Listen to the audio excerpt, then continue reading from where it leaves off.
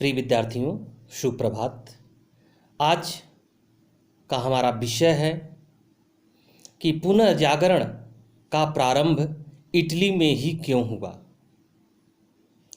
इस विषय पर हम लोग चर्चा करेंगे। 14वीं से लेकर के 16वीं शताब्दी तक का समय मानव तथा मानवतावाद के दृष्टिकोण से अत्यंत महत्वपूर्ण है। इस काल में अंधकार युग से प्रकाश के युग की ओर मानव समुदाय ने कदम बढ़ाया। इस काल में सामाजिक क्षेत्र, आर्थिक क्षेत्र, राजनीतिक क्षेत्र, सांस्कृतिक क्षेत्र, बौद्धिक क्षेत्र में नवीन परिवर्तनों को स्वीकार किया गया और प्राचीन काल से जो व्यवस्था चली आ रही थी, जो उनकी अच्छाइयाँ थीं, उनको तो स्वीकार किया गया, लेकिन जो कमियां थीं उनको दूर करने का प्रयास किया गया। और सर्वाधिक महत्वपूर्ण बात यह है कि मानवतावाद की स्थापना की गई थी, क्योंकि मध्यकाल में मानव का केंद्र से स्खलन हो चुका था। अतः पुनः जागरण ने मानवतावाद को केंद्र में स्थापित किया। यूरोप में पुनः जागरण की नवीन विचारधारा का वास्तविक प्रारंभ इटली के पादुआ नामक शहर से हुआ और धीरे धीरे इसका प्रचार और प्रसार यूरोप के अन्य देशों में हुआ। इटली में पुनः जागरण प्रारंभ होने के अनेक कारण हैं। इतिहासकारों का मानना है कि इटली में प्राचीन रोमन साम्राज्य की उपलब्धियों पर काले बादल छा गए थे, लेकिन ज्ञान प्राप्त करने का और नवीन सोच का मार्ग अवरुद्ध नहीं हुआ था। अनेक व्यक्ति कला और साहित्य को संरक्षण प्रदान कर रहे थे और उनका प्रमुख केंद्र बना इटली। इटली में पुनः जागरण प्रारंभ होने के निम्नलिखित कारण हैं, जैसे इटली का प्रसिद्ध व्यापारिक केंद्र होना, व्यापार का प्रमुख केंद्र होना, व्यापारिक नगरों की स्थापना, संपन्न मध्यम वर्ग का उदय, पूर्वी देशों की संस्कृति के साथ संपर्क, इटली का प्राचीन रोमन सभ्यता की जन्मभूमि होना, ईसाई धर्म का प्रसिद्ध केंद्र होना, अनुकूल राजनीतिक परिस्थिति का होना, कुस्तुनतुनिया का पतन और शिक्षा के स्वरूप में परिवर्तन। इन सभी कारणों ने इटली में पुनः जागरण प्रारंभ करने के लिए उपयुक्त परिस्थितियों का निर्माण किया। सर्वप्रथम हम प्रथम बिंदु को लेते हैं कि इटली का विदेशी व्यापार का प्रमुख केंद्र होना। इटली एक प्रसिद्ध व्यापारिक केंद्र था। यहाँ का व्यापार उन्नत अवस्था में था।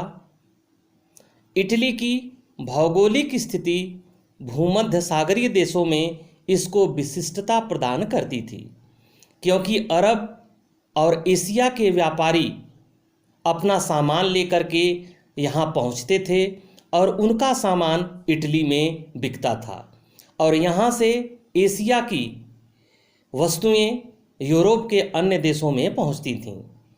विदेशी व्यापार के कारण वहाँ लोगों की आर्थिक समृद्धि बढ़ी और आर्थिक समृद्धि बढ़ने के कारण वहाँ पर एक समृद्ध मध्यम वर्ग का उदय हुआ और इस मध्यम वर्ग ने धार्मिक नियंत्रण की उपेक्षा करके नवीन विचारों का स्वागत किया और इटली में पुनः जागरण का प्रारंभ हुआ। क्योंकि यदि व्यक्ति की या राष्ट्र की आर्थिक स्थिति मजबूत है तो उसके सोचने के तरीके में परिवर्तन आता है और वह नवीन विचारधाराओं का स्वागत करता है। दूसरा महत्वपूर्ण कारण है व्यापारिक नगरों की स्थापना।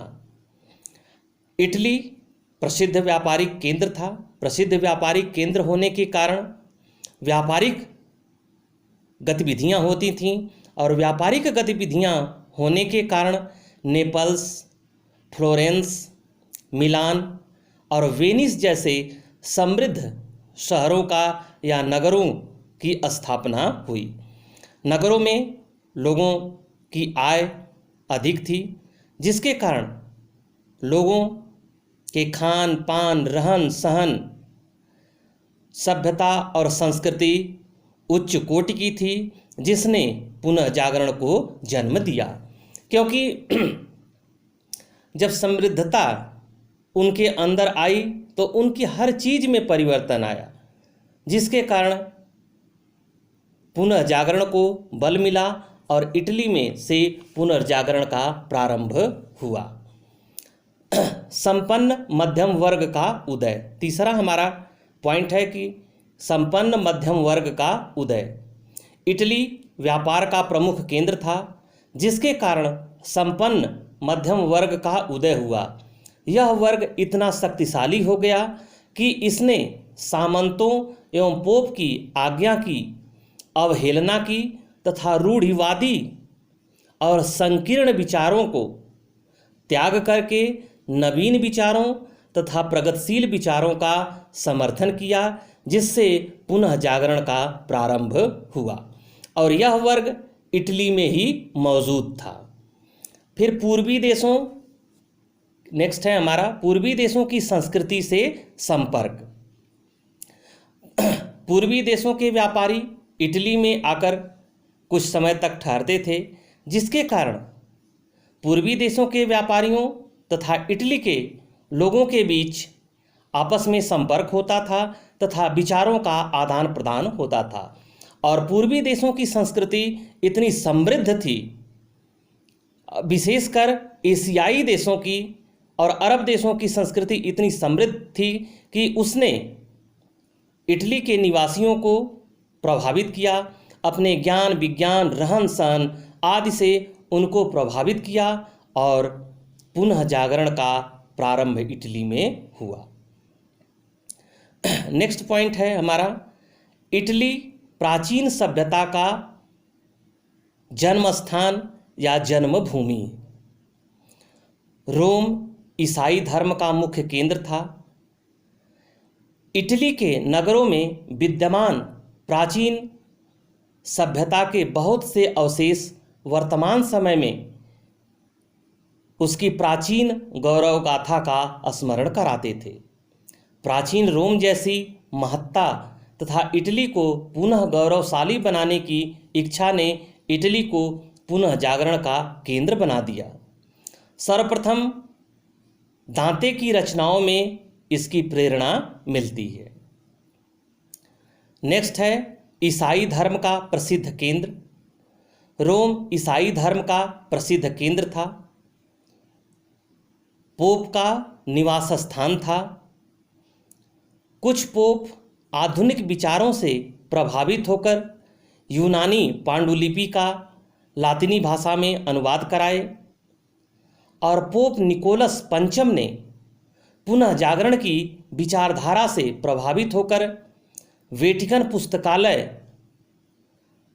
तथा संत पीटर का गिरजाघर बनवाया। यह कहा जाता है कि पोप निकोलस पंचम के निर्देशन में ही इटली का सर्वाधिक विकास हुआ और पुनर्जागरण का वह केंद्र बना। नेक्स्ट है अनुकूल राजनीतिक स्थिति। इटली में पुनः जागरण के लिए अनुकूल राजनीतिक स्थिति विद्यमान थी। इटली में सामंतवाद का अधिक प्रभाव नहीं था, जिसके कारण राज्यों में स्वतंत्रता एवं स्वच्छंदता का माहौल था, जिसके कारण राज्य के नागरिकों ने नए विचारों का स्वागत किया और पुनः जागरण का प्रारंभ हो गया। नेक्स्ट है कुस्तुनतुनिया का पतन। कुस्तुनतुनिया को यूरोप के प्रवेश द्वार के नाम से जाना जाता है। 1453 ईस्वी में यूरोप के प्रवेश द्वार कुस्तुनतुनिया का पतन हो गया और यहाँ पर तुर्कों का अधिकार हो गया, जिसके कारण यहाँ के विद्वान, कलाकार और व्यापारी इटली को पलायन कर गए और वहीं पर वे बस गए। लेकिन साथ ही साथ वे अपने साथ प्राचीन यूनानी साहित्य, ज्ञान और विज्ञान ले गए, जिससे यूरोप के लोग अनभिज्ञ थे। इस साहित्य में विद्यमान ज्ञान विज्ञान ने यूरोप को आलोकित किया और इटली से पुनर्जागरण का प्रारंभ हुआ। नेक्स्ट है शिक्षा के स्वरूप में परिवर्तन। मध्य युग में शिक्षा धर्म आधारित थी और धर्म ही केंद्र में था। इटली में व्यापार और संपन्नता के कारण शिक्षा के स्वरूप में परिवर्तन की आवश्यकता महसूस हुई।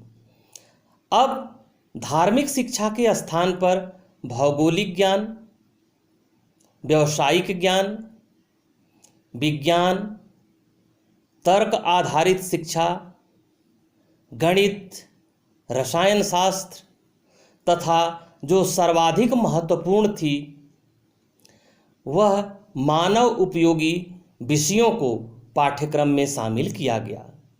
इस प्रकार की शिक्षा ने इटली में पुनः जागरण का आधार निर्मित किया और इटली पुनः जागरण का प्रमुख केंद्र बना।